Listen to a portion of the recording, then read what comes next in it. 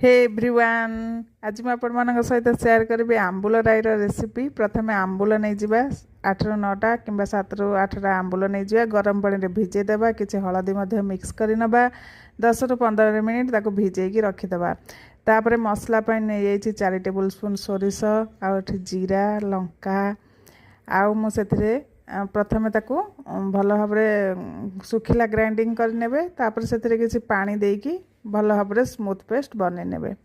तापर कड़े नहीं जाइए तेल देदेवे तेल देदेकी तेल गरम हो गला मसला को ढाली देवे। मसला ढाली किसी पानी देदेवे पानी देदेकी भल भाव मिक्स कर लो फ्लेम रे कुक करेंगे। तापर देखिए भल भाव फुटिले आम से पके नवा आंबुल आंबुल जो भिजे रखी पानी सब पके ने मिक्स कर किसी समय कुक करेंगे। तापर आम से गुड़ गुड़ स्वाद अनुसार देदेवे आप चीनी दे पारे ताकू गुड़ दे सारापर मिक्स करके आम लो फ्लेम रे 10 ରୁ 15 मिनिट जाए कुक करवा।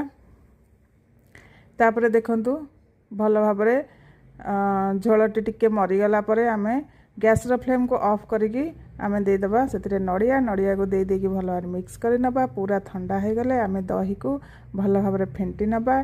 दही को फेंटी नहीं कि आम से तरकारी आमर जो राई रे देदेबा दे देकी भल भाव मिक्स कर नवा। भल भाव मिक्स कर सारा पर आम तापर तड़का लगे नवा। तड़का आम तड़का पैन ये मुझे तेल गरम हो जाए देदेबा सुखिला लंका फुटण भृसंग पत्र आ सहित देदेबा आम हेंगु हेंगु दे देकी भल भाव फ्राए कर नवा। टिके ठंडा हो गला पर आम राई रे मिसेदेबा आंबुल राई रे मिसे देकी भल भाव मिक्स कर नवा। भल भाव मिक्स कर सारा पर आम रेडी हो गला ओडिशार गोटे ऑथेंटिक रेसिपी जोटा कि आंबुल राईर फुल रेसिपी जानिया पे मोर लॉन्ग वीडियो टी देखंतु पूरा रेसिपी टी को जानि परिबे।